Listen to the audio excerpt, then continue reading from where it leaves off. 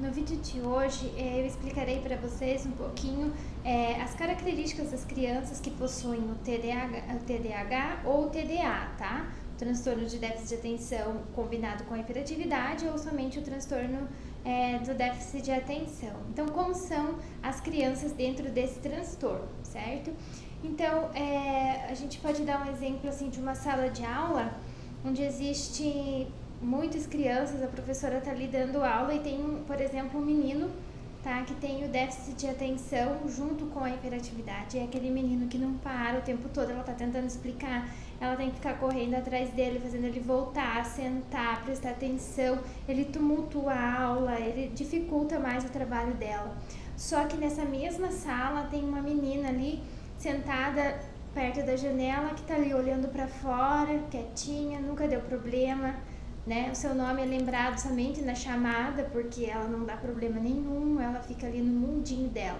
Então eu acredito que o déficit de atenção, somente o déficit de atenção, eu acho que ele é mais perigoso, porque ele é de difícil dos pais detectarem, da escola detectar, então depende de um olhar atento, de conhecimento, porque às vezes essa professora tá ali atenta com aquele menino que tá atrapalhando a aula dela e esquece dela que não dá trabalho, então vai passando, tá? E a incidência do TDAH, do transtorno de déficit de atenção com hiperatividade, a incidência maior é em meninos do que meninas. Existem meninas também que têm um combinado, mas é em menor número em relação aos meninos, tá?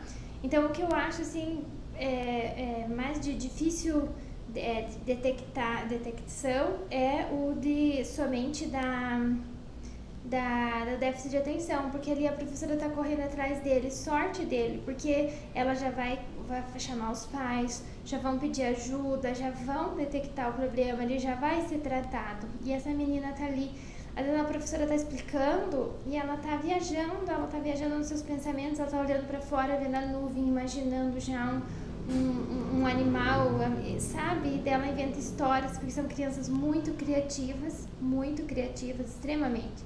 Então a mente dela não descansa e ela tá ali. Então ela não presta atenção, é aquela aluna mediana, porque como não é um problema de aprendizagem, o transtorno de déficit de atenção, a criança é inteligente, ela tem a inteligência normal como qualquer outra criança, então acaba passando despercebido, tá? Essa falta de atenção dela, ela não tem o hiperfoco, né? Então essa falta de atenção, essa falta de focar é mais difícil de detecção, daí ela tem aqueles apelidos, né, de preguiçosa, de desleixada, porque como ela não tem uma boa atenção, ela não tem uma boa memória. O que vai acontecer? Ela vai esquecer as coisas em casa, esquecer objetos, esquecer de fazer a tarefa, não terminar a tarefa, tá? Então ela vai ser chamada, vai ter aqueles apelidos pejorativos, né? Ela vai ser a preguiçosa, ela vai ser a desleixada, e ela nunca vai entender isso na cabeça dela.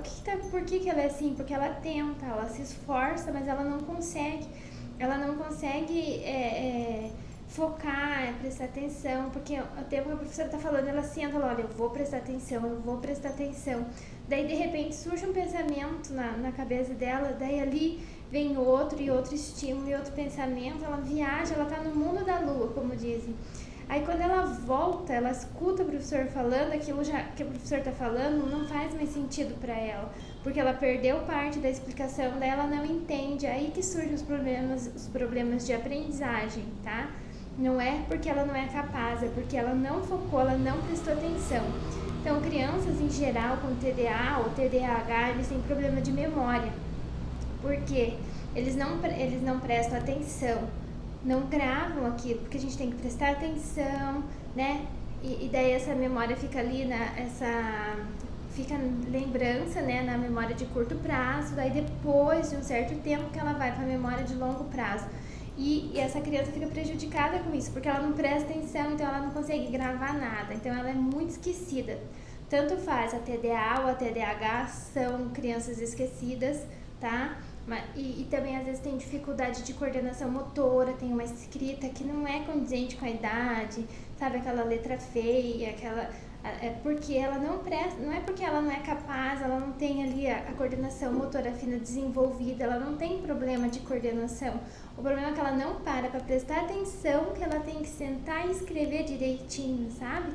Então, tudo que acontece com ela é problema de atenção, tá? Então, é a atenção que acaba prejudicando ela em vários sentidos, né? Na vida dela, em vários âmbitos.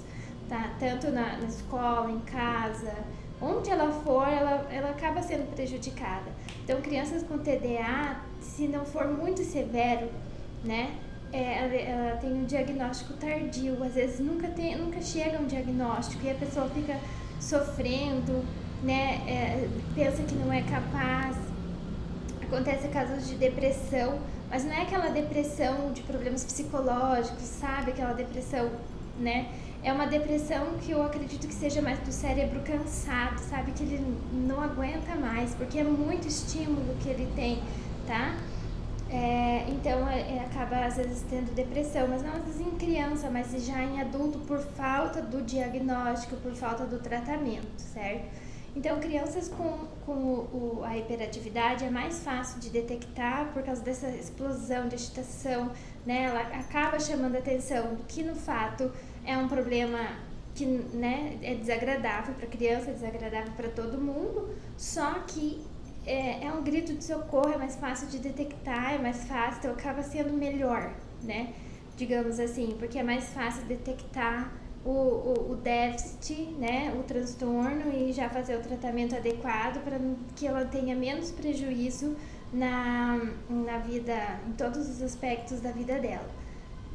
Bom, eu acho que era isso que eu tinha para falar para vocês, que as crianças ficam lá no mundo da lua e esquecem de tudo, né?